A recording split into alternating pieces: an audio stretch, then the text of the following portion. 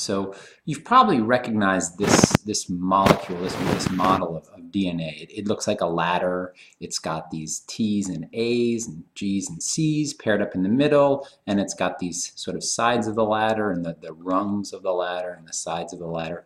Well, that's kind of what DNA looks like in a two-dimensional view. If we looked at it in a three-dimensional view, it's sort of like a spiral staircase. It's twisted around just due to the nature of how these molecules go together. And hopefully you've seen that sort of spiral staircase molecule of DNA. Again, you can see the G's and C's and the A's and T's paired together. You can see it's very small, 3.4 nanometers. That's a billionth of a meter. So we're talking about a really small molecule. But if we want to get even more precise as to what it looks like, we use these. These are sort of they show the electron shells, and we can see the G's and C's and A's and T's in here, and the phosphates and the deoxyribose sugars out there. So hopefully you recognize this molecule, because this molecule is really what we call the blueprint of life. What does that mean, the blueprint? Well, it means that it's really the recipes and instructions for making all of the stuff that makes you, and that's pretty important. That's why we're going to spend a lot of time studying DNA and how DNA works. But first we have to really understand the structure of DNA. So the first guys that discovered the structure of DNA are these two guys, Watson and Crick. In 1954, they used X-rays and bombarded DNA with X-rays and saw how they bounced out. They actually stole or are alleged to have stolen some of that data from another scientist, Rosalind Franklin. But anyway, they kind of got credit for the structure, and they put together this model which showed the structure of DNA. So let's look at that structure now.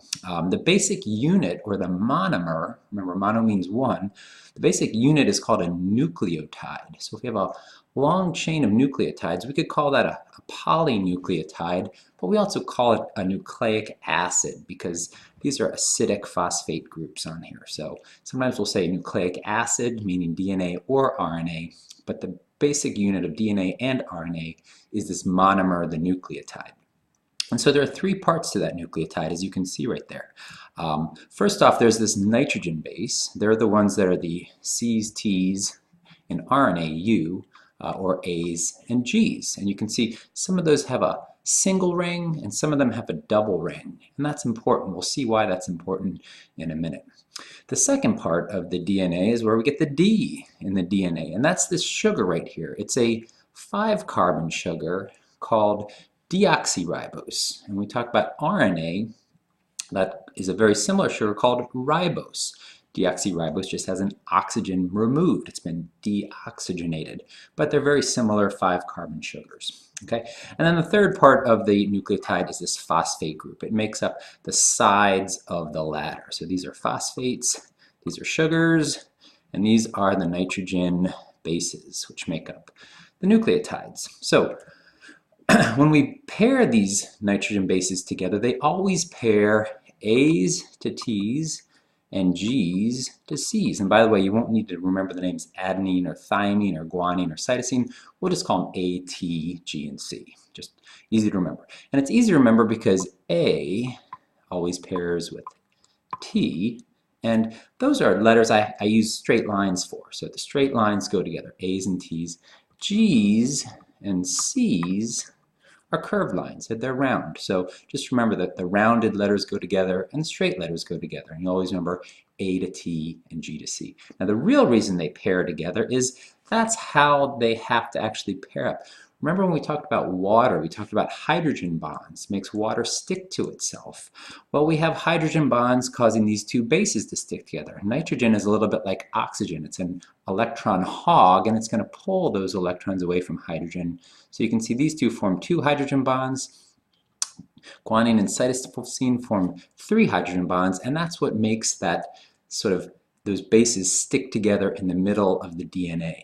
And it's a weak bond. It's really easy to unzip, and that's important when we talk about how DNA copies itself. We can unzip that DNA and get to that genetic information. So when we have those hydrogen bonds pairing up between nucleotides, we can see we have 2 backbones. So a backbone is called a helix. So we sometimes call the DNA molecule a double helix, meaning it's got 2 backbones. And this is kind of important because it's sort of a safe way to store your information. It's sort of encased inside with these two backbones. It's not out there exposed where it can get easily mutated or messed up. It's kind of in a stable configuration held together in there. When we talk about RNA, it's a single-stranded or a single helix molecule. It doesn't have the double helix configuration. Okay, so now let's talk about how they actually figured out DNA was this blueprint of life, how it sort of, why is it so important?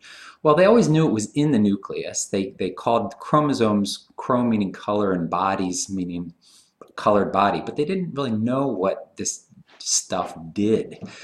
So they went, two guys named Hershey and Chase said, well, let's take something incredibly simple and see what it's using. So they started with a virus, and you can see viruses basically have a protein outer coat, and then they have DNA inside of them. So they said, okay, these viruses, are they using that protein to pass on the information, or are they using the DNA? Because remember, proteins do a lot of stuff in our bodies, you know, from enzymes and hormones and all this other stuff. So they said it's probably the proteins, because they do so much stuff and they're very complex.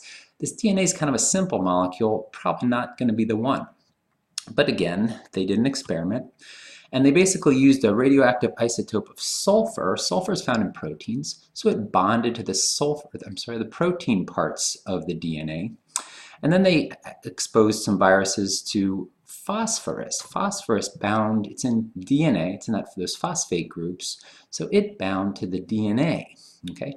And then they let these viruses do what they do. And these viruses, which were called phages, attack bacteria and insert something into that bacteria. So they basically let them attack bacteria, and then they took the bacteria and they put them in a blender, and then they centrifuged them, and that centrifuging separated out the bacteria from all the kind of liquid that they were in. And what they found out was that the viruses that had the radioactive phosphorus in them had radioactive bacteria.